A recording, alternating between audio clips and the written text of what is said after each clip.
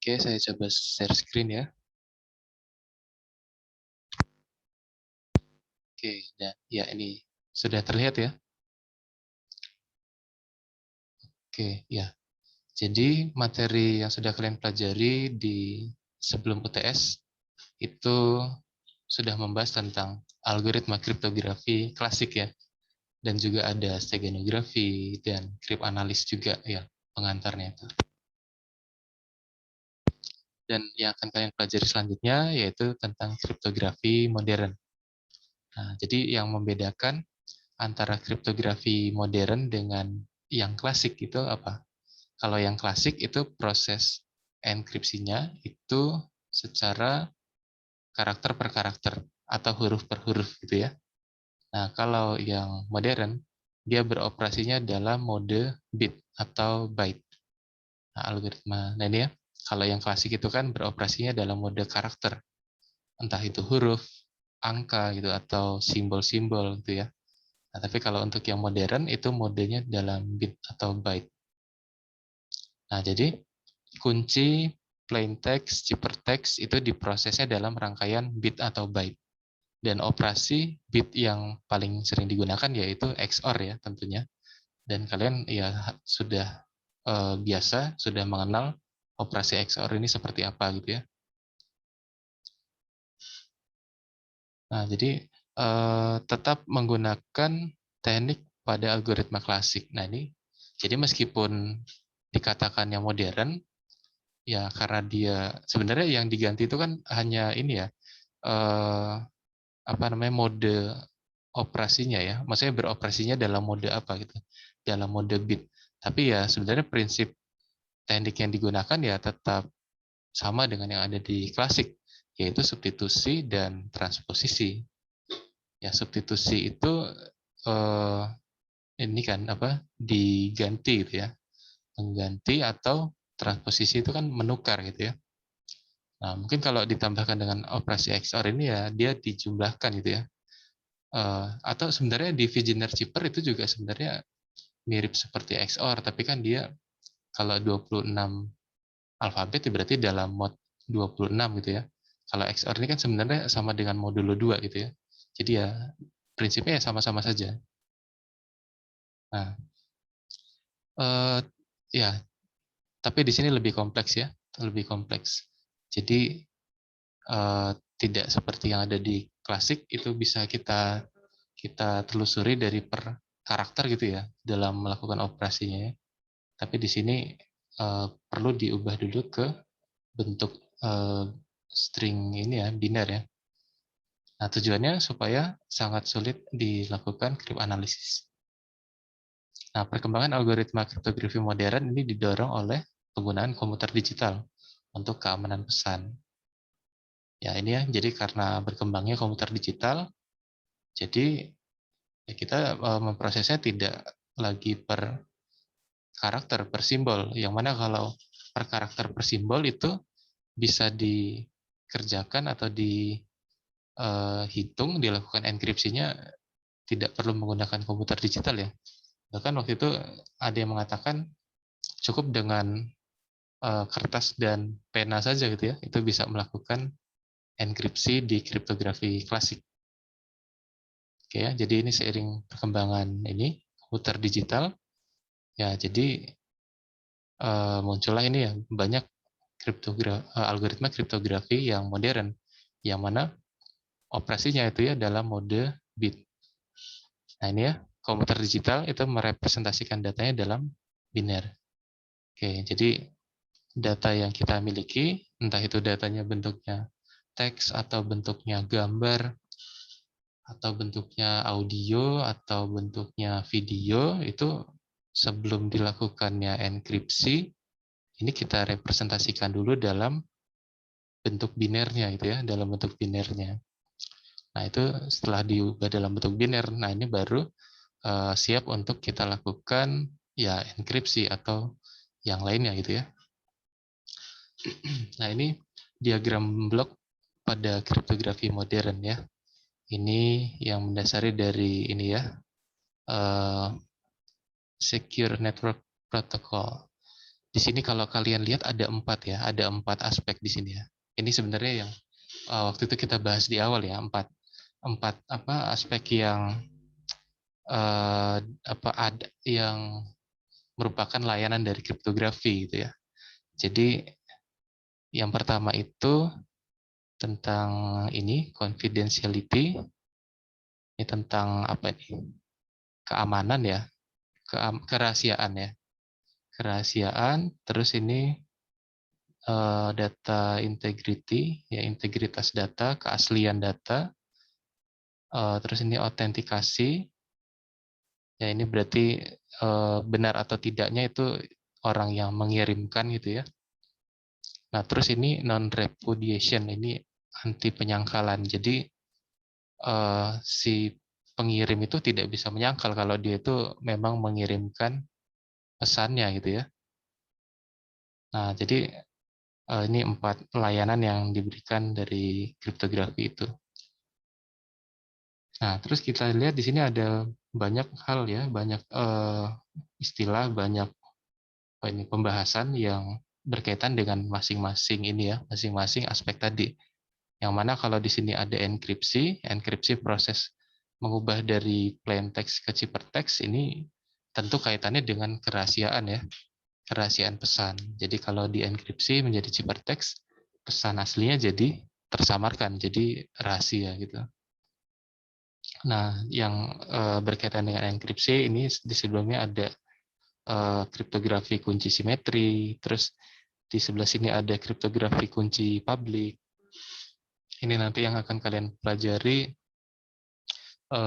setelah 2 minggu ke depan, nanti akan belajar tentang kriptografi kunci publik, atau kita bisa katakan ini kunci yang tidak simetri.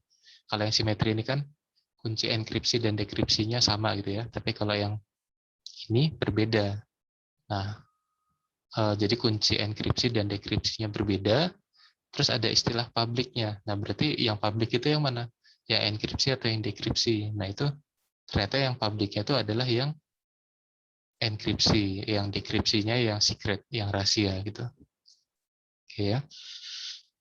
Nah, terus yang ini kriptografi kunci simetri ini nanti kalau yang kriptografi modern ya, ini ada block chipper, ada stream chipper. Mungkin nanti yang kita bahas yang stream chipper dulu hari ini. Nah, kalau untuk yang ini kriptografi kunci publik ini ada elliptic curve, ada DH ini Diffie-Hellman, terus ini RSA. Ini RSA ini nama orang penemunya ya. Saya lupa nama lengkapnya siapa ya. Ya nanti kita lihat di minggu ke depan. Nah, ini ya, jadi ini oh ya, di sini public key kriptografi ini juga ada kaitannya dengan tanda tangan digital atau digital signature untuk yang anti penyangkalan tadi. Ya, nanti akan ada pembahasan tentang ini juga. Kemudian di sini ada data integritas tadi. Ini MAC ini message authentication code kalau nggak salah. Ya, MIC itu I-nya integrity ya.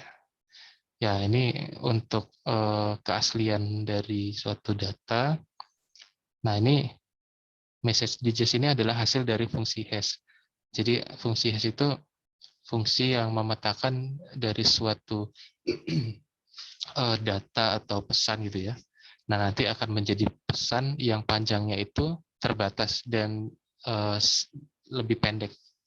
Nah, tapi kalau misalkan terjadi perubahan sedikit saja di dalam data aslinya, terus kalau kita berikan ke dalam fungsi hash ini, nanti perubahan pada message digest-nya ini akan sangat signifikan.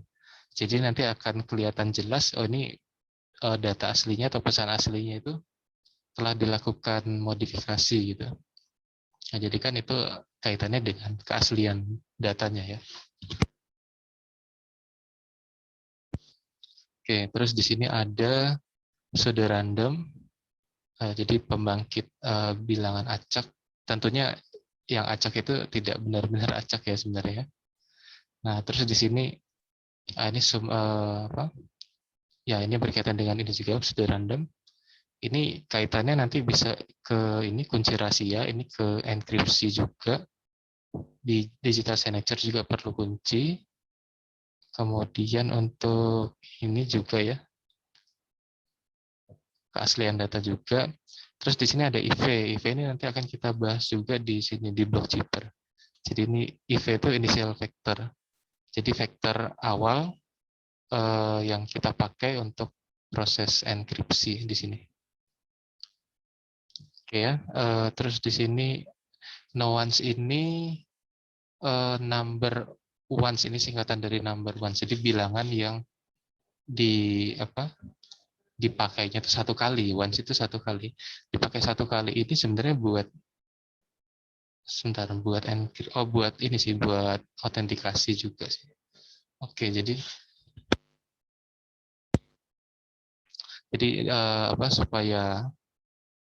supaya kaitannya dengan pseudo-random tadi sih ya. Jadi supaya dia acak, jadi ya dipakainya cuma satu kali saja. Kaitannya juga dengan ini sebenarnya, dengan one time pad itu ya. Jadi kunci yang dipakainya itu satu kali saja untuk satu pesan yang sama gitu ya. Jadi supaya acak dan si crypt analis itu kesulitan untuk melakukan crypt analisnya. Oke, ini challenge response ini seperti ada pertanyaan yang berkaitan dengan autentikasi ini sebenarnya. Oke ya, ya ini diagram ini sebenarnya tidak hanya yang di sini saja, masih banyak hal lain yang belum dituliskan di sini. Mungkin yang jelas di sini memperlihatkan kalau ini ya terkait dengan keamanan itu ada 4 aspek ini yang diberikan oleh si kriptografi itu. Gitu. Oke, ya kita lanjut di sini. Jadi rangkaian bit ya. Jadi pesan dalam bentuk rangkaian bit itu bisa dipecah menjadi beberapa blok. Contohnya misalkan kita punya plain text seperti ini. Nah, terus ini kalau kita bagi ke dalam blok 4 bit, nah kan jadinya seperti ini ya. 1001, 1101, 0110 gitu ya. Maka setiap blok ini sebenarnya bisa menyatakan bilangan dari 0 sampai 15. Kenapa 0 sampai 15? Ya ini setiap satu bitnya ini kan ada 2 kemungkinan ya. 0 atau 1. Berarti banyaknya kemungkinannya ada 16 gitu kan, 2 pangkat 4. Yaitu bisa kita katakan ini representasi dari 0 sampai 15. Atau ya ini bisa langsung kalian konversi aja ke dalam desimal gitu ya. 1001 ini apa? 9 gitu ya, dan seterusnya. Oke, dan kalau kita bagi ke dalam 3 bit, nah jadinya seperti ini ya. Jadi setiap blok itu menyatakan nilai desimal dari 0 sampai 7. Gitu ya. Nah, tapi kalau misalkan setelah kita partisi, itu ukurannya tidak sesuai. Artinya ada blok yang, ini contohnya dibagi ke dalam 5 bit ya. Ada blok yang di akhir ini, dia tidak mencakup 5 bit. Contohnya di sini plain text-nya ukurannya ada 12 bit, terus akan kita partisi menjadi 5 bit. Nah, ini kan ada sisa 2 ya. Nah, sehingga ini kalau misalkan pemrosesan yang memang harus secara blok berukuran 5 bit, berarti kan ini harus kita sesuaikan. Jadi kita lakukan yang dinamakan padding bits. Jadi bit-bit tambahan ini diberikan jika ukuran bloknya itu tidak mencukupi panjang bloknya. Ya, ukuran sisa pesannya ini ya. Nah, biasanya padding ini ada yang menambahkan di sini, tapi kadang ada juga yang menambahkannya di belakang gitu ya. Ya, ini berarti sebenarnya tergantung kesepakatan yang ini ya, yang didefinisikan. Tapi kalau saya biasanya menambahkannya di ini sih, di belakang gitu ya. Jadi ini kan kalau kita lihat ya, ini kan 10011 di sini ya. Terus 10101. Nah, ini kan sisanya 10. Oke, jadi bisa juga kalian menambahkan bit tambahan ya, itu di sebelah kanannya gitu ya. Nah, ini kan istilahnya yang disebut padding tadi ya. Dan ini bit yang ditambahkan itu biasanya kan bit yang tidak bermakna gitu ya. Ya, mungkin dalam hal ini kalau biner itu yang ambil itu ya string 0 tambahannya. Oke. Oke, padding bit mengakibatkan ukuran ciphertext sedikit lebih besar daripada ukuran semula. Oh iya, benar ya. Ya karena kalau kita tambah kan jadinya lebih panjang daripada yang ini kan. Yang awalnya 12 ditambah padding jadinya 15. Oke. Nah, kemudian ini ada representasi dalam heksadesimal. Nah, jadi di sini ada blok berukuran 4 ya, 0000. Ini kalau diubah ke dalam bentuk heksadesimal, ini jadinya seperti ini ya. Ini kan 0, ini 1, 2, 3, 4, 5, 6, 7, 8, 9, terus lanjut huruf A gitu ya. Huruf A, B, C, D, E, F. Nah, sehingga ini kalau kita punya plain text yang ukurannya kelipatan 4, ya ini bisa kita langsung ubah ya menjadi heksa seperti ini. Ini 9, ini D, ini 6, dan seterusnya. Oke ya, ini representasinya saja dalam heksadesimal. Nah, selanjutnya ada operasi XOR. Nah, ini tentunya kalian sudah mempelajari ini di mata kuliah matematika diskrit ya. Oke, sudah ya. Nah, jadi ini operasi yang paling banyak digunakan dalam chipper modern. Notasinya ini ya, tanda plus ada lingkaran ya, XOR. Nah, ini operasinya. Jadi kalau 0 XOR 0 itu 0, 1 XOR 0, 1, 0 XOR 1, 1, 1 XOR 1, 0. Itu paling mudah ngingetnya gimana? Ya kalau misalkan yang berbeda di XOR-kan, maka hasilnya akan 1. Tapi kalau yang sama di XOR-kan, dia akan 0 gitu ya. Nah, seperti itu. Atau kalau kita cari analoginya, ini sebenarnya sama dengan penjumlahan modulo 2. Ya, jadi 0 XOR 0 ini sama dengan ya 0 ditambah 0 modulo 2. Itu sama dengan 0 gitu ya, dan seterusnya. 0 tambah 1 modulo 2, 1 ya, dan seterusnya. Ini kalau kita pandang sebagai penjumlahan modulo 2. Nah, ini sifat-sifat yang ada berkaitan dengan operator XOR. Jadi kalau kita punya A, di XOR-kan dengan A, ini kan sama ya, berarti pasti sama dengan 0. Kemudian sifat komutatifnya, jadi A XOR B sama dengan B XOR A. Kemudian ada sifat asosiatif. A di XOR-kan dengan B XOR C ya ini ya. Ini sama saja dengan kalau kita kerjakan dulu A XOR B lalu di XOR-kan C. Ya, ini sifat-sifat yang ada. Oke. Oke. Nah, ini operator XOR itu bitwise. Jadi dia per bit untuk mengoperasikannya gitu ya. Jadi kalau misalkan kita punya dua rangkaian dioperasikan dengan XOR, maka operasi yang dilakukan dengan meng-XOR-kan setiap bit yang berkorespondensi dari kedua rangkaian bit tersebut. Nah, jadi contohnya ya seperti ini. 10011 di XOR-kan dengan 11001.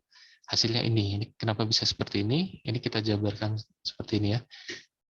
Ini yang pertama, ini yang kedua. Ini kita XOR-kannya per bitnya gitu ya. Jadi bitwise. 1 XOR 1 hasilnya 0. 0 XOR 1, 1 dan seterusnya. Sehingga ini adalah hasil XOR-nya. Ya. Jadi ukurannya ya harus sama ya kalau ingin dilakukan operasi XOR. Ini di XOR-kan dengan situ. Jadi yang bisa di XOR-kan ya sampai batas mereka punya string yang sama gitu. Andaikan kalau misalkan ini lebih besar gitu ya, yang atas misalkan ya, ya berarti yang bisa dijumlahkan yang bawahnya saja. Tapi ya biasanya sih kalau kita pandang ini sebagai satu bilangan gitu ya, harus ini sih ya, harus panjangnya sama sih, supaya bisa di XOR-kan ya. Oke.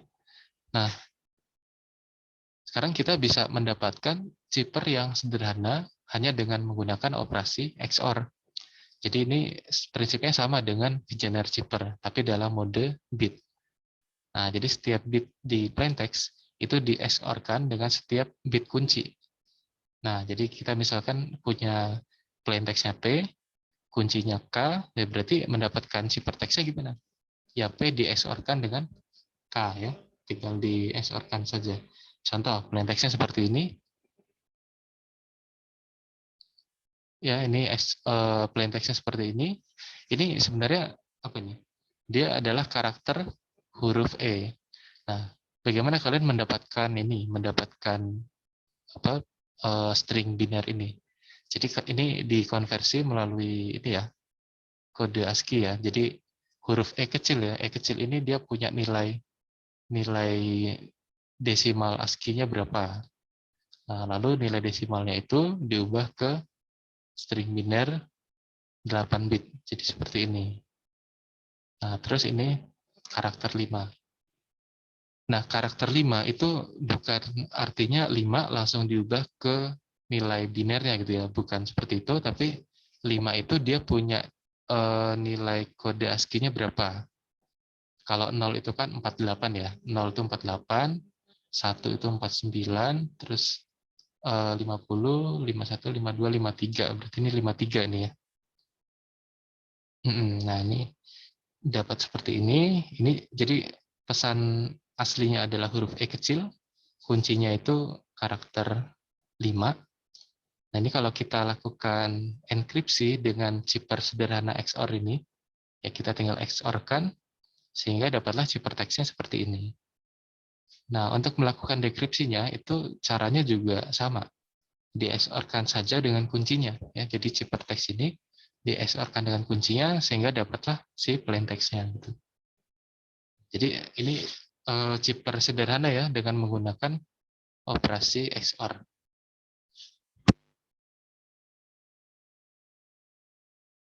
Bagaimana kalau misalkan plaintext-nya itu panjang, terus kuncinya itu ya tidak sepanjang dari plaintext-nya. Jadi kalau seperti itu sama seperti ini visionary shifter. Jadi kuncinya dilakukan perulangan. Ya, ini contohnya. Dia ada plaintext panjang, kuncinya hanya sampai sini. Dia 6 bit. Nah, berarti dilakukan perulangan sehingga bisa memenuhi panjang plaintext-nya. Nah, lalu dilakukanlah XOR tadi ya, untuk setiap bitnya sehingga didapatkan ciphertext yang di bawah sini. Gitu.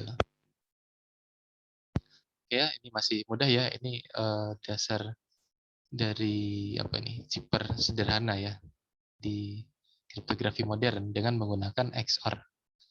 Nah, ini ada contoh program sederhananya, nanti kalian bisa coba buat ya. Ya, ini kalian lihat saja nanti di sini.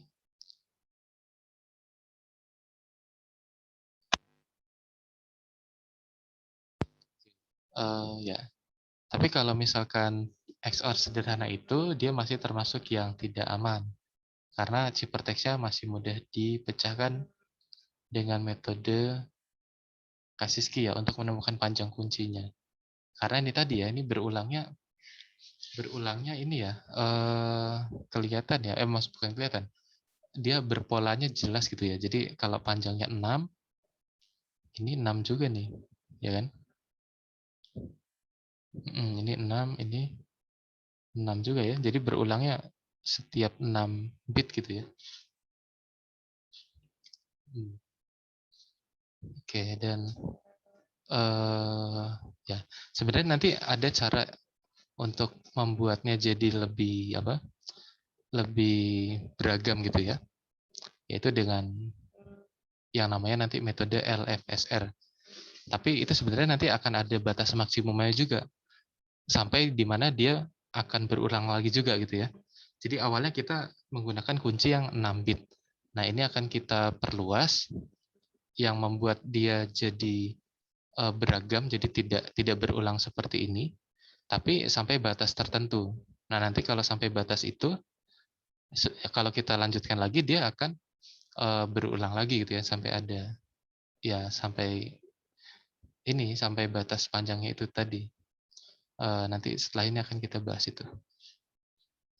Oke, ini yang bagian pertamanya ya. Sampai sini ada yang mau ditanyakan? Sepertinya ini masih bisa lah ya, masih mudah dengan cara XOR tadi. Oke, kalau itu kita ke bagian yang kedua. Nanti yang bagian ketiganya minggu depan aja lah, itu block chipper ya. Nah, ini kita masuk ke stream chipper. Nah, jadi kategori chipper berbasis bit ini dibagi dua ya di sini ya, yang akan kita bahas ya. Jadi ada chipper alir atau stream chipper, lalu yang kedua ada chipper block atau block chipper. Kalau chipper alir itu beroperasi pada bit tunggal. Enkripsinya atau dekripsinya juga dilakukan bit per bit. Tapi kalau chipper block itu beroperasi pada setiap bloknya. Meskipun sebenarnya nanti di setiap bloknya juga tetap akan kita lakukan operasinya secara bit per bit juga, tapi awalnya kita bagi ke dalam blok-blok dulu gitu. Nah, contohnya bloknya misalkan 64 bit itu dalam satu blok. Jadi kita partisi gitu ya, kita partisi menjadi 64 bit. Satu-satu bagian itu 64 bit. Nah, atau 64 bit itu kan sama dengan 8 karakter. Ya, enkripsi dekripsinya itu blok per blok. Nah, kita ke chipper alir dulu ya. Jadi chipper alir ini dia mengenkripsi plain text menjadi chipper text. Setiap bit per bit dengan bit-bit kuncinya dinamakan bit keystream atau aliran kuncinya, atau byte per byte. Kalau misalkan yang mengalir itu kita pandang dalam satu byte gitu ya. Oke, dan ini diperkenalkan oleh Vernam melalui algoritmanya Vernam chipper. Nah, diadopsi dari one time pad. Oke, jadi di sini ilustrasinya seperti ini ya. Jadi ini enkriptornya, terus plain text-nya itu seolah-olah mengalir dari atas gitu ya. Nah, terus kuncinya juga mengalir dari sini. Nah, nanti kan bit per bitnya dia akan bertemu gitu ya. Jadi bit pertama di plain text bertemu dengan bit pertama di keystream-nya. Nah, nanti setelah ketemu dia di XOR-kan lalu hasilnya keluar menjadi ciphertext. Ya, jadi dia mengalir plain text dengan keystream-nya, lalu ini ciphertext-nya akan keluar gitu. Nah, sederhananya seperti itu, dan ini di dalam sini ada operasi apa? Dia pakai yang XOR tadi, ya, pakai yang operasi XOR. Nah, jadi ini ada pengirim, dia memiliki keystream generator. Jadi untuk menghasilkan chipper key ini itu didapatkan dari mana? Dari pembangkit ini, kunci alir ini. Ya, jadi ada suatu sistem yang bisa membangkitkan kunci ini. Tentunya nanti generator ini dia membutuhkan suatu pembangkit gitu ya. Entah itu pembangkit kuncinya dalam bentuk apa, sehingga bisa menghasilkan aliran kunci yang ya sepanjang dari plain text-nya gitu. Dan si penerima juga harus memiliki generator yang sama dengan si pengirim supaya bisa melakukan dekripsinya gitu ya. Nah, jadi seperti itu, ini membangkitkan kuncinya, ini plain text-nya, ketemu, di-XOR-kan, dapatlah ciphertext, dikirimkan, terus didekripsi oleh si penerima. Nah, tapi dia juga harus bisa memiliki ini, pembangkit kunci yang sama juga. Oke ya. Sehingga nanti bisa didekripsi menjadi plain text. Oke, bit-bit kunci untuk enkripsi dekripsi disebutnya keystream. Keystream dibangkitkan oleh keystream generator, dan operasi yang ada di dalam enkriptornya tadi adalah ini ya, XOR antara plain text dengan keystream. Terus dekripsinya berarti ciphertext-nya yang di-XOR-kan dengan keystream-nya. Nah, jadi seperti itu. Ini plain text, ini keystream-nya contohnya ya. Jadi ini ketemu, terus dilakukan enkripsi, dapatlah ciphertext. Kemudian didekripsi ini oleh si penerima, kembali lagi menjadi plain text. Nah, berarti keamanan dari chip peralir ini itu bergantung seluruhnya pada keystream generator. Ya, jadi diharapkan keystream generator ini dia bisa menghasilkan kunci yang acak, sehingga ya dalam satu plain text itu tidak kelihatan ada pola kunci yang berulang gitu ya. Jadi sulit diterka oleh si cryptanalysis-nya. Dan ini ada 3 contoh kasus yang dihasilkan oleh keystream generator. Ini misalkan yang pertama keystream-nya ini nol semua gitu, keystream-nya nol semua. Jadi kalau keystream-nya nol semua ya plain text-nya tidak akan berubah ya menjadi ciphertext. Maksudnya ciphertext-nya ya akan sama saja dengan plain text. Kalau keystream-nya adalah nol semua. Terus kalau misalkan ini ya, nah ini yang tadi. Ya enkripsinya jadi tidak berarti gitu ya. Nah terus kalau misalkan yang kedua ini pembangkit ini tadi mengeluarkan keystream yang berulang secara periodik. Jadi dia panjangnya misalkan 6 bit terus berulang gitu ya secara periodik. Maka algoritma enkripsinya itu jadi sederhana dan bisa diterka panjang kuncinya ya dengan kasus key. Ya, jadi tingkat keamanannya relatif lebih rendah. Nah, tapi kasus ketiga ini kalau dia mengeluarkan keystream yang bisa benar-benar acak. Nah, jadi ini kaitannya dengan ini ya, one time pad. Jadi tingkat keamanan yang sempurna itu ketika si kunci yang dihasilkan itu benar-benar acak, tidak kelihatan ada pola yang berulang, sepanjang itu ya, sepanjang pesan yang mau dienkripsi gitu ya. Nah, pada kasus ini panjang keystream-nya itu sama dengan panjang plain text. Nah, sehingga ini bisa dikatakan sebagai unbreakable cipher. Jadi dia kalau dari kuncinya saja untuk menerka panjangnya itu ya akan kesulitan ya, karena ini tadi, karena kuncinya itu benar-benar acak gitu ya, tidak kelihatan ada pola yang berulang. Nah, ini kesimpulannya. Jadi tingkat keamanan chipper alir itu terletak antara chipper XOR sederhana dengan one time pad. Oke.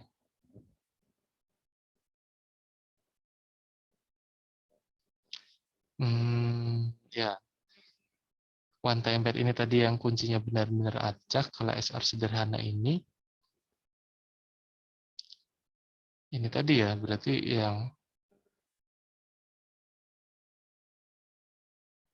yang kuncinya itu bisa berulang.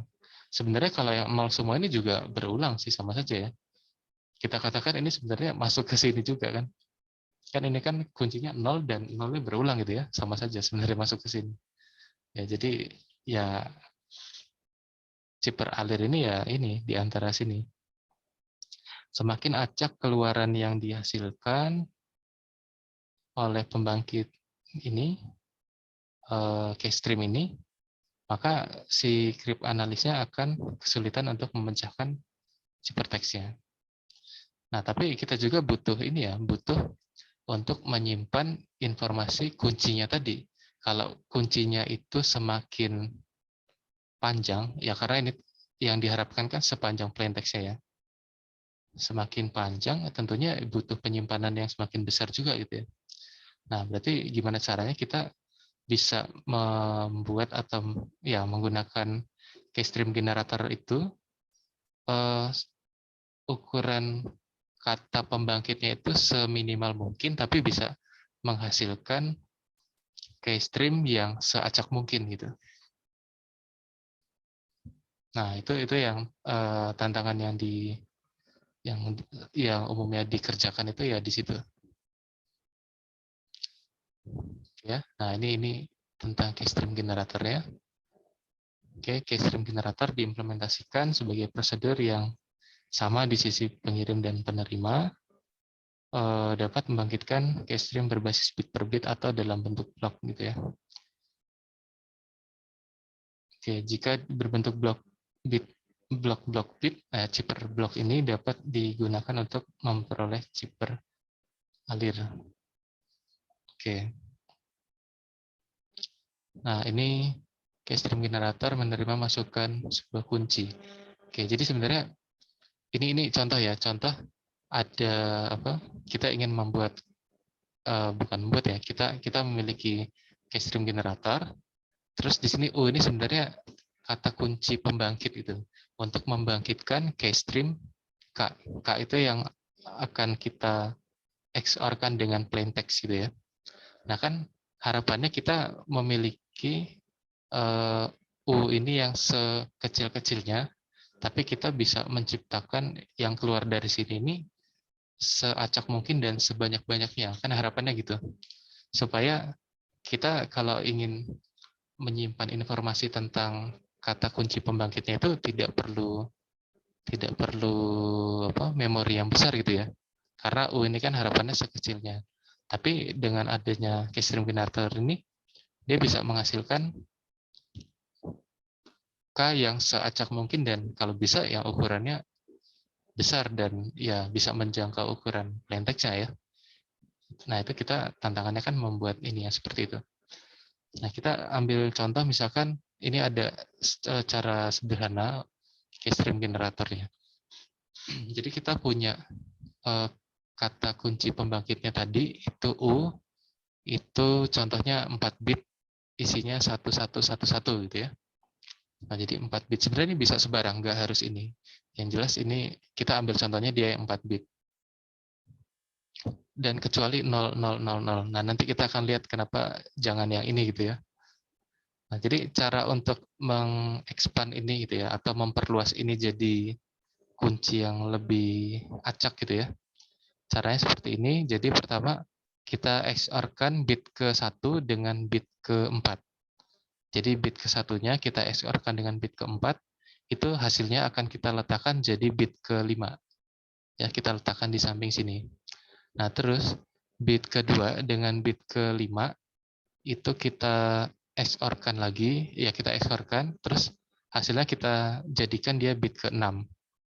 Nah, dan seterusnya ya. Jadi bit ke-3 dengan bit ke-6 nanti akan menjadi bit ke-7 dan seterusnya.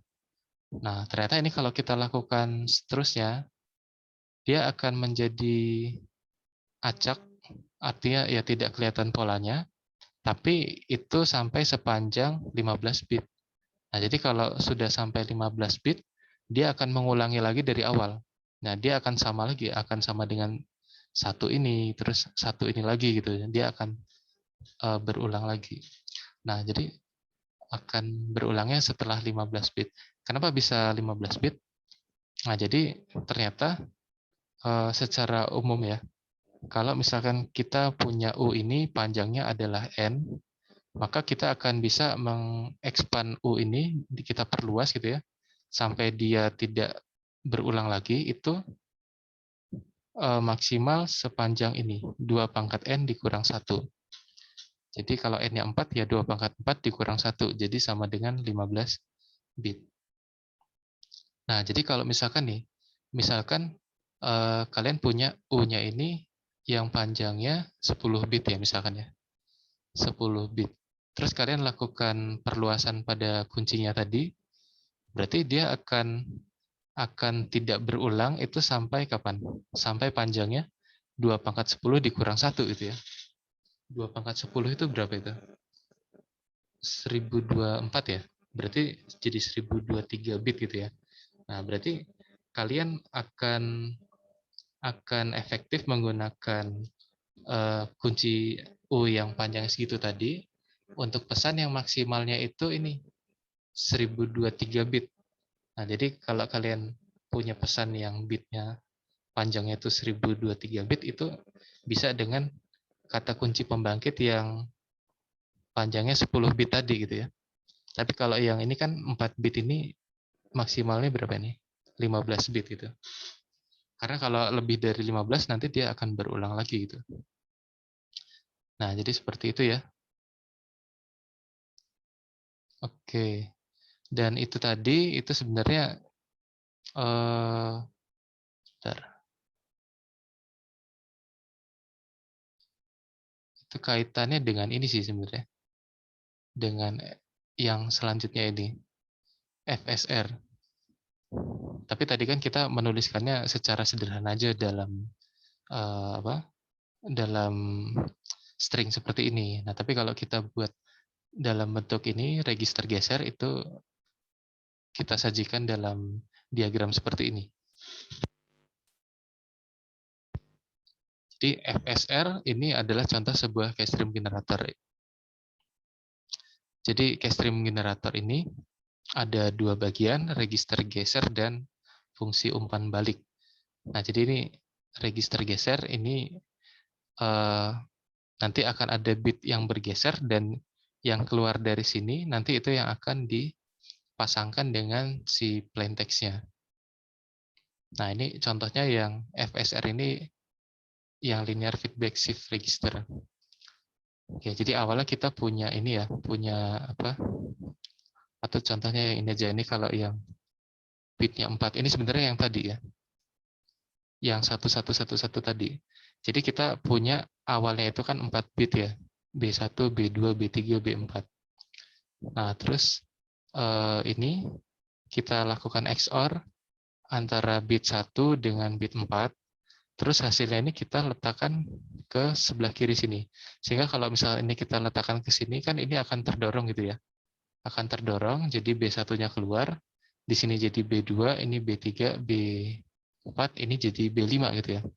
Nah, B1 yang keluar itu nanti akan di-XOR-kan dengan si pesannya gitu. Ya sebenarnya penyajian diagram ini sama seperti yang ini tadi sebenarnya. 1 dengan 4 di-XOR-kan jadi 5 gitu ya. Terus 2 dengan 5 jadi 6 dan seterusnya gitu. Nah, jadi kan ini nanti akan bergeser terus ini ya, bergeser terus dan yang keluar itu akan di-XOR-kan dengan plain text. Nah, ini kalau menyajikannya dalam tabel seperti ini, itu iterasinya ya berarti ya. Nah, sehingga dapatlah kalau ada 4 bit ini terus kita perluas dengan cara yang tadi ya jadinya seperti ini. Ini sebenarnya sama dengan yang di depan tadi ya, hanya ini menyajikannya dalam bentuk diagram seperti ini. Oke ya, seperti ini. Oke. Nah, sekarang coba nih ya, kalian ini lakukan enkripsi menggunakan LFSR 4 bit tadi. Nah, yang kalian enkripsi itu adalah ini aja. Huruf pertama dari nama kalian masing-masing ya. Itu kalian buat ke dalam string biner, dikonversi dulu ya lewat kode ASCII ya. Itu nilai desimalnya berapa, terus diubah ke biner. Nah, itu nanti akan jadi plain text-nya gitu ya. Akan jadi plain text-nya. Nah, terus LFSR 4 bitnya kalian pakai berapa nih? Kalian ambil 4 bit string. Oh ya, tadi kan di sini ada keterangan ya. Kenapa tidak boleh 0 semua? Ada yang tahu nggak kenapa tidak boleh 4 bit ini tadi 0 semua? Ada yang tahu ini kenapa?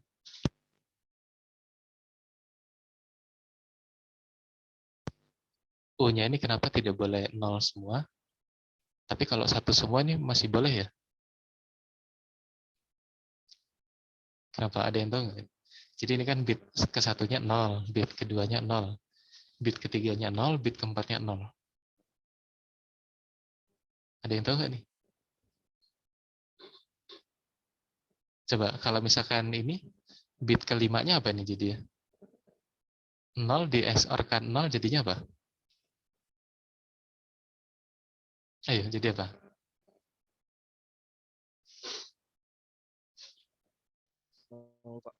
Jadi 0 ya. Jadi 0. Terus bit keduanya kan 0. Di XOR-kan dengan bit kelima 0, ya jadinya 0 lagi gitu ya. Nah, jadi sebenarnya kalau misalkan U-nya ini 0 semua, itu kalau kita lakukan LFSR tadi ya, perluasan ini tadi ya dia akan menjadi 0 terus. Ya akibatnya apa? Kuncinya akan 0. Key stream yang dihasilkan ya 0 semua.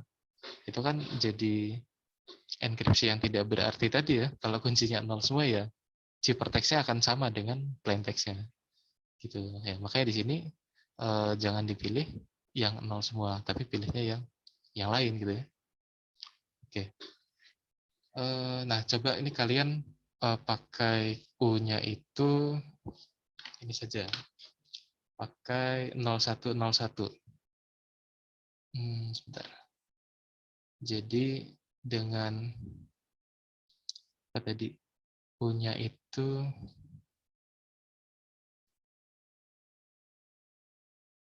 0101, terus plain text-nya itu adalah huruf pertama ya. Huruf pertama, nama Anda masing-masing, hurufnya yang huruf kapital. Tapi itu diubah ke ini dulu ya, diubah ke ASCII terus ke biner itu. Nah, ini lakukan enkripsi. Lakukan enkripsi seperti yang tadi ya.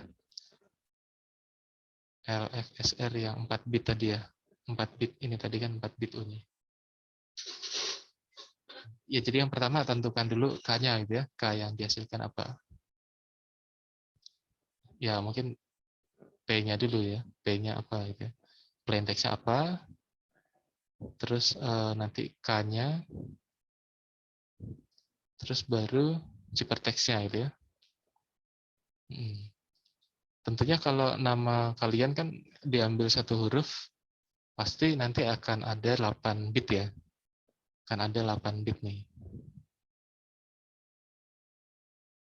Oke, jadi plain text 8 bit.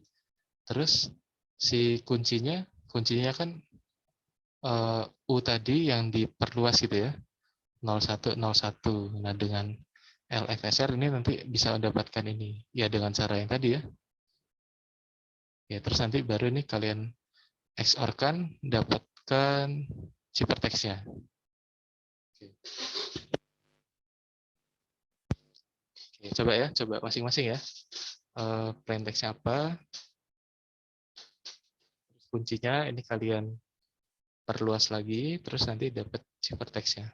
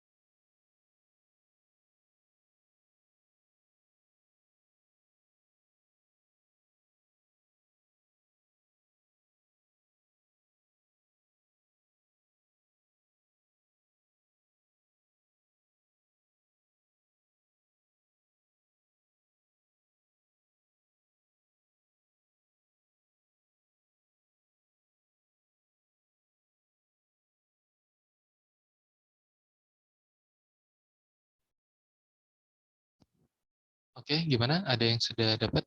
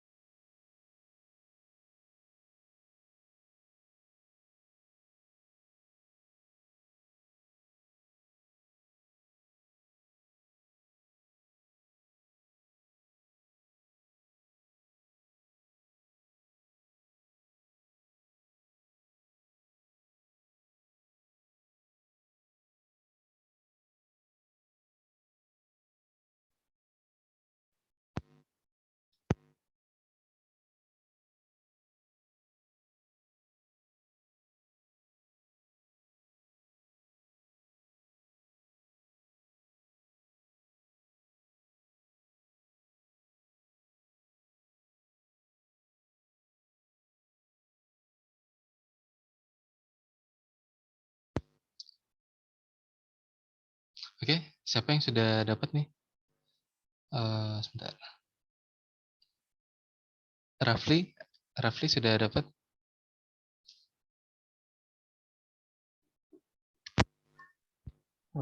Baru selesai ngitung U-nya, Pak. Punya, oke. Nah, nanti U-nya tinggal, kalau sudah di sini, tinggal diesorkan dengan si P-nya.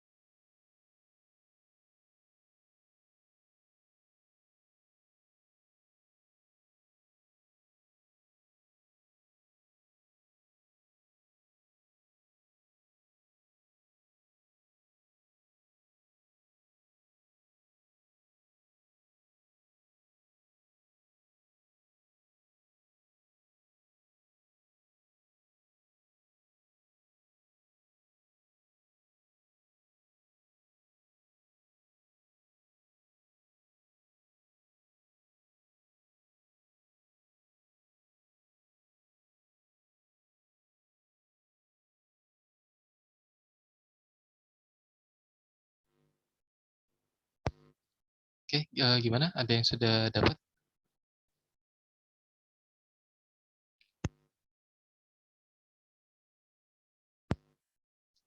Tadi Rafli sudah, Rafli? Udah, Pak. Udah, oke. Untuk P-nya kamu apa? nilai P-nya Hmm. itu kan huruf R, Pak. Jadi Hmm. desimalnya 82 untuk ASCII. Hmm. Kalau binernya 0101 01, 01, 0010, Pak. 010. Ini 82 ya. Ya, Oke, terus ya. kuncinya? Kuncinya itu 0101 1001. Oke. Nah, ini didapatkan dari ini ya, XOR ini ke sini, XOR ini ke sini, dan seterusnya. Oke, ciphertextnya jadinya?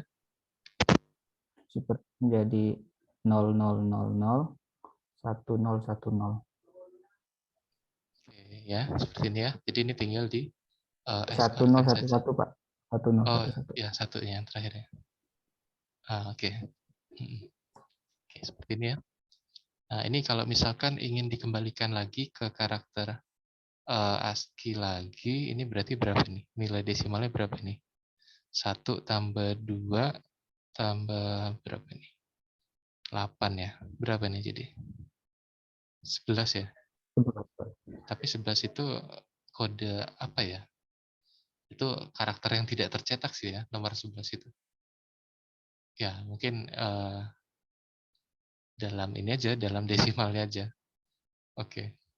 Tapi ya biasanya ciphertextnya kalian tuliskan dalam bentuk string binary saja ya.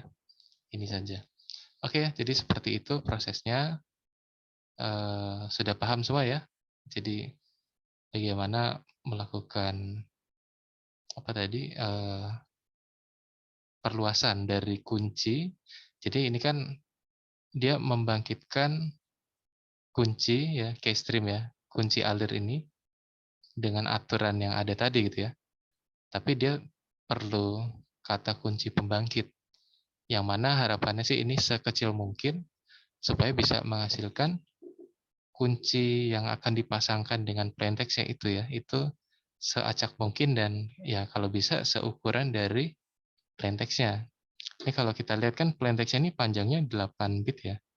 Ya berarti karena ini tadi 4, berarti kan masih kurang dari 2 pangkat 4 min 1 ya. Si panjang kuncinya ini ya. Jadi masih acak ya sebenarnya. Nah, tapi kalau nanti misalkan kalian punya pesannya itu 100 bit misalkan ya, pesannya ya. Pesannya 100 bit. Nah, berarti kalau pertanyaannya berapa minimal panjang bit U, bit kata kunci pembangkit tadi. Nah, supaya masih acak juga gitu ya. Jadi supaya tidak ada yang berulang. Nah, kalau pertanyaannya seperti itu gimana? Berarti kan apa nih? Panjang bit U-nya misalkan N gitu ya. Berarti ya 2 pangkat N min 1-nya ini harus apa? Kalau kaitannya dengan 100 ini gimana? Kurang dari apa lebih dari? Supaya dia tidak berulang.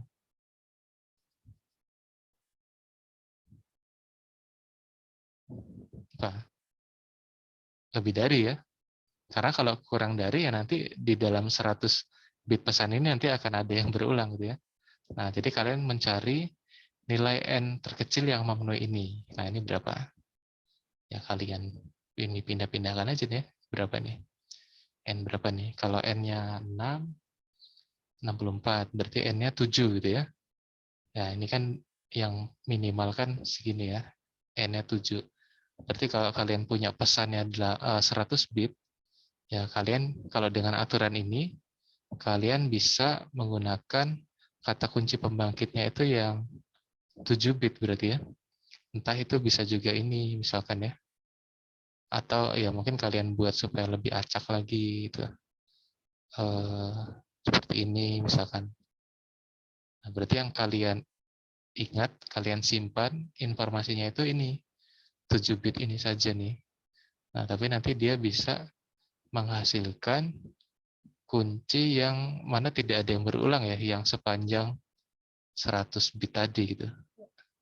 Ya atau dia kalau maksimalnya ya 2 pangkat 7 ya berarti. 2 pangkat 7 min 1 berarti 127 bit. Oke ya. Ya, seperti itu. Itu untuk yang tadi.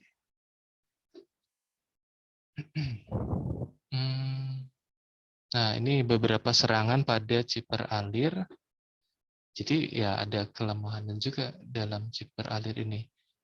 Jadi kalau misalkan cryptanalysis itu dia sudah mendapatkan potongan dari ciphertext dan plaintext-nya. Jadi dia seandainya sudah mendapatkan di satu bagian pesan gitu ya.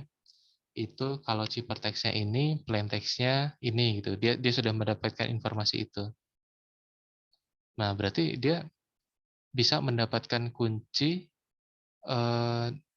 di bagian itu ya, di bagian plain text dan ciphertext yang dia dapatkan tadi. Caranya gimana? Caranya seperti ini. Kalau misalkan P di XOR-kan dengan C, itu kan sama saja. P di XOR-kan dengan P XOR K. Nah, ini berarti gimana? Ini kalau XOR itu kan bersifat asosiatif ya, berarti ini bisa kita XOR-kan P dengan P-nya dulu.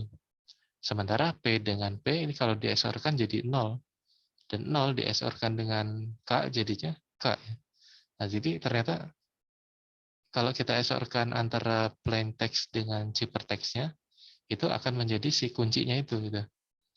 Nah, tapi ya ini tadi ini si cryptanalysis-nya dia harus yakin dan harus dapat potongan plain text ini itu memang berkorespondensi dengan ciphertext yang ini gitu ya. Dan itu juga belum tentu juga nanti akan pas sama berulang di bagian yang lain sih namanya. Jadi ya ini salah satu mendapatkan kunci di bagian yang ini gitu ya, yang bersesuaian dengan plain text dan ciphertext yang ini.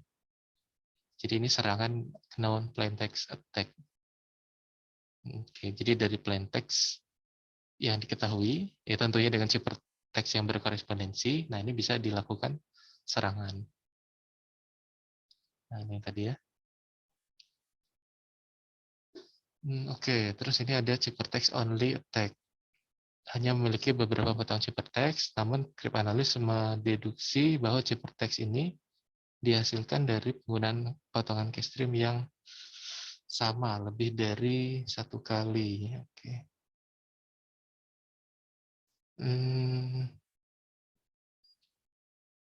Oke.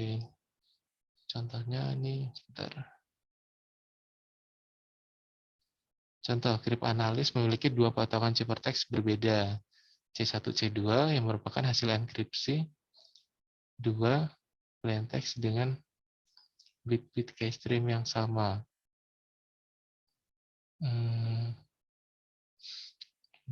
Ini berarti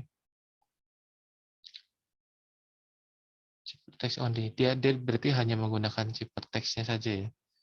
Tapi dia yakin kalau bagian ciphertext yang ini dan yang ini C1 sama C2 itu tuh hasil enkripsi dengan bagian kunci yang sama gitu ya. Bagian kunci yang sama. Berarti nanti dari situ kalau di XOR-kan dua ciphertext itu nanti hasilnya akan sama dengan XOR dari dua plain text. Karena ini tadi ya, sifatnya menggunakan asosiatif ini tadi. Tapi tentunya ini nggak akan kelihatan langsung P1, P2-nya apa. Tetap harus dipecah lagi. Karena ini kan C1 sama C2 kalau di XOR kan nanti hasilnya jadi satu kesatuan ya. Jadi untuk bisa dipecah jadi P1 dan P2 ya perlu ditelusuri lagi nanti. Ya, P1 dan P2 tidak diketahui. Nah, tapi ya ada metode lain lagi untuk bisa memecah ini ya. Oke. Nah, terus yang ketiga ini serangan flip bit attack. Dia tujuannya ini bukan untuk ingin mengetahui pesannya apa, tapi dia hanya ingin mengubah makna dari pesannya itu. Jadi ini ingin melakukan serangan, tapi dengan tujuan tidak untuk mengetahui apa pesannya di sana itu ya. Hanya ingin mengubah saja dia. Jadi ingin mengacaukan makna dari pesannya gitu. Contohnya misalkan ini ya, membalikkan atau melakukan flip bit. Jadi yang awalnya 0 jadi 1, 1 jadi 0. Misalkan ada plain text ini, ciphertext-nya ini. Ya, ini plain text-nya tentang diminta untuk mengirimkan uang dengan nominal sekian. Nah, di sini dibutuhkan informasi ya pada si cryptanalysnya itu di bagian ini nih dia pesan yang maknanya itu tentang nominal uang gitu ya di bagian ini. Nah, berarti dia ini melakukan modifikasi di bit pada posisi ini tadi gitu ya. Nah, ini contohnya ya misalkan ya. Dia lakukan flip pada satu bit saja, nanti ini akan bisa berdampak ke pesan aslinya ya. Di sini ternyata kalau ini misalkan U diubah jadi T, ternyata ini T-nya tentunya setelah diubah ke biner ya. Ini hanya ilustrasi saja nih. Nah, ternyata nanti ini jadinya bisa berubah nominal uangnya. Jadi lebih besar ini ya. Yang awalnya $10 jadinya berapa ini? 10.000 $10 ya. Ya, tapi ini tentunya dia harus yakin juga area di sini nih yang bermakna tentang nominal uang gitu ya. Atau sebenarnya ya dia tidak harus tentang nominal uang ya, yang mana bisa mengubah makna dari pesan. Tapi umumnya kalau misalkan yang bisa mengubah makna pesan itu kalau kata kan sebenarnya kalau kita ubah satu huruf itu bisa menjadi tidak bermakna. Tapi kalau nominal angka itu kan ya jadi tidak kelihatan kalau ada perubahan ya, bisa jadi seperti itu. Ya, pengubah pesan tidak perlu mengetahui kunci, ia hanya perlu mengetahui posisi pesan yang diminati saja. Oke.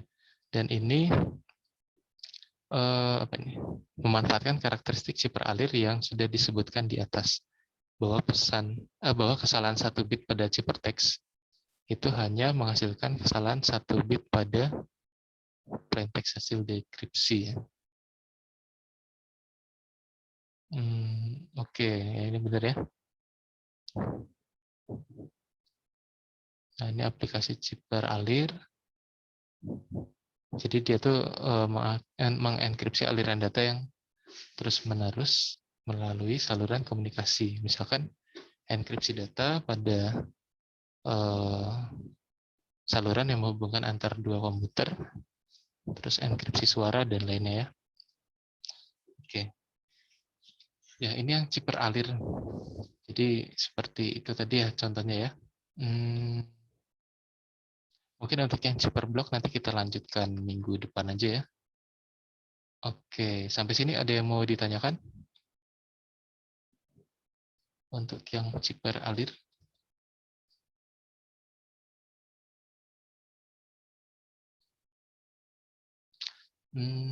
Oke. Oh ya, kalau tidak ada mungkin ini ya. Saya mau kasih tugas kalian. Ini ada tugas besar kriptografi, tugas besarnya ya. Ini tugas besarnya dikerjakannya selama dari sekarang sampai akhir semester ya. Jadi selama berapa itu? 7 minggu ya, 7 minggu. Nah, seperti ini. Ini tugas besarnya berkelompok ya.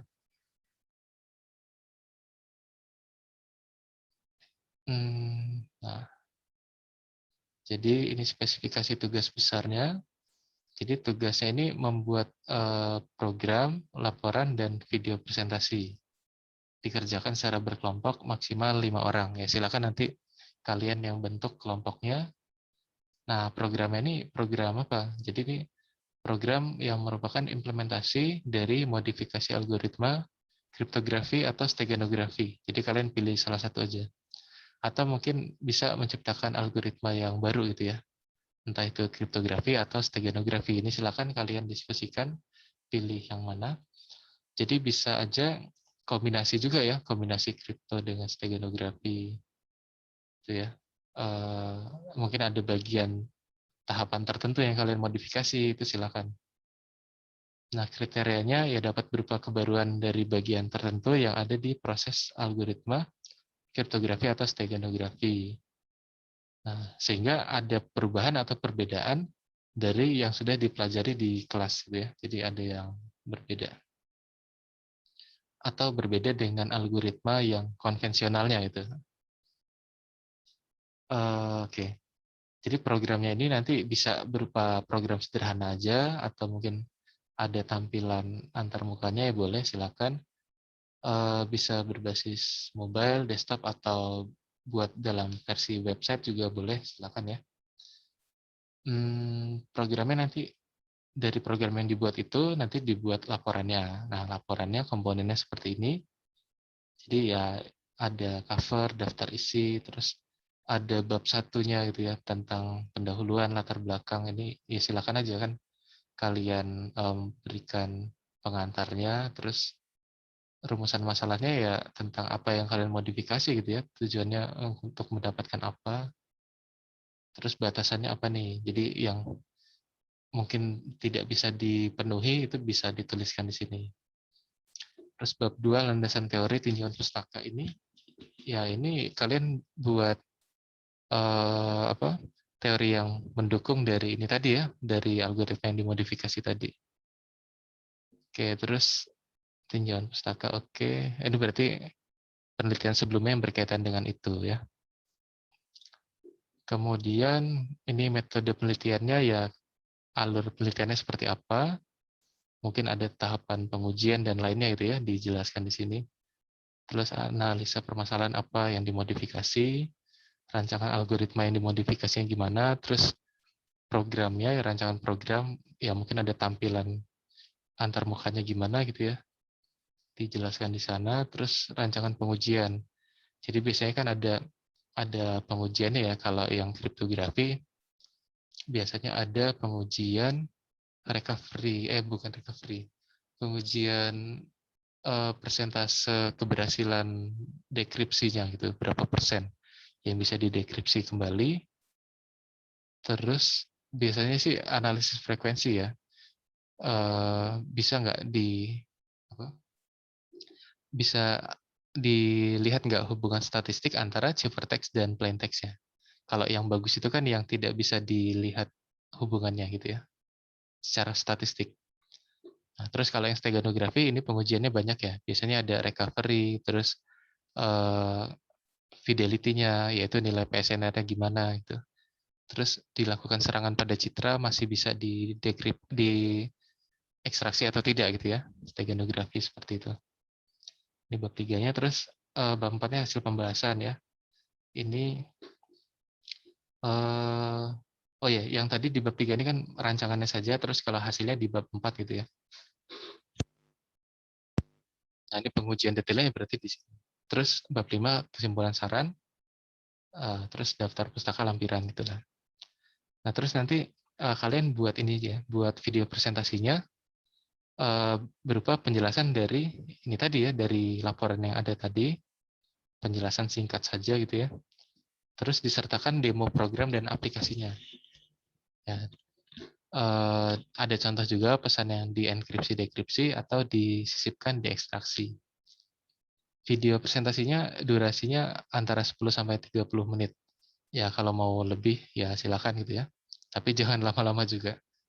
Oke, kemudian semua anggota kelompoknya nanti harus terlibat di dalam penjelasan di videonya gitu ya.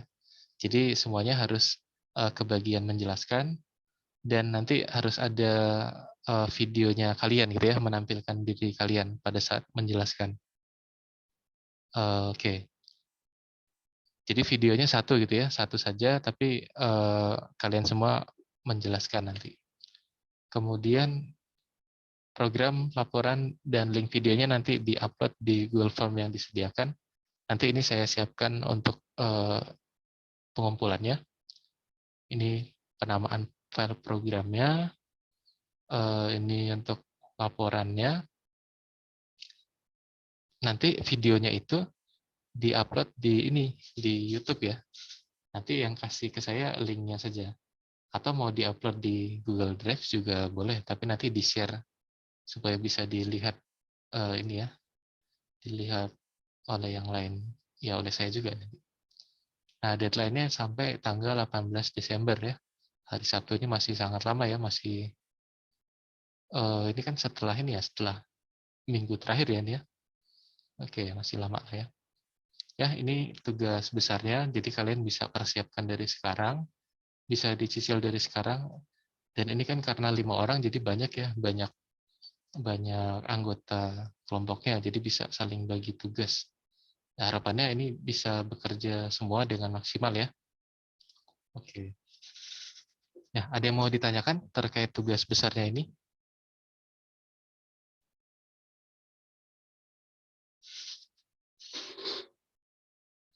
Sudah cukup jelas?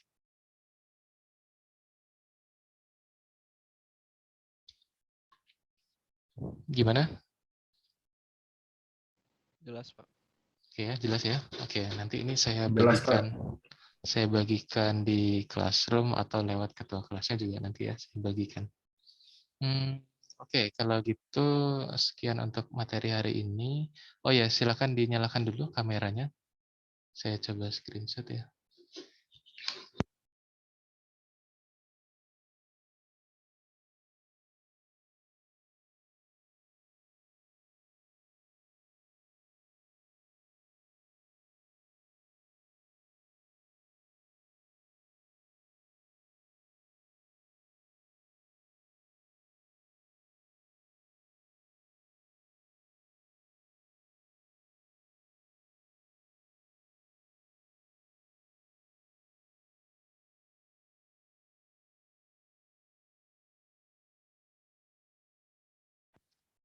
Oke ya. Oh ya, untuk presensinya saya ketik di sini ya. Untuk presensinya menggunakan link yang biasanya. Kata kuncinya ini stream chipper ya.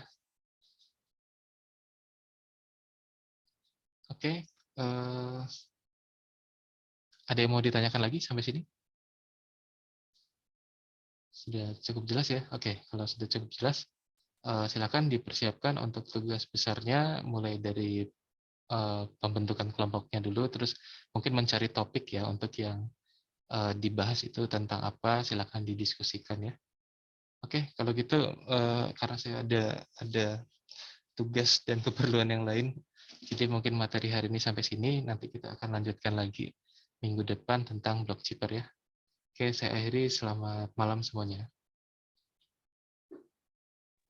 Selamat malam, Pak. Terima kasih, Pak. Terima kasih, Pak. Terima kasih, Pak.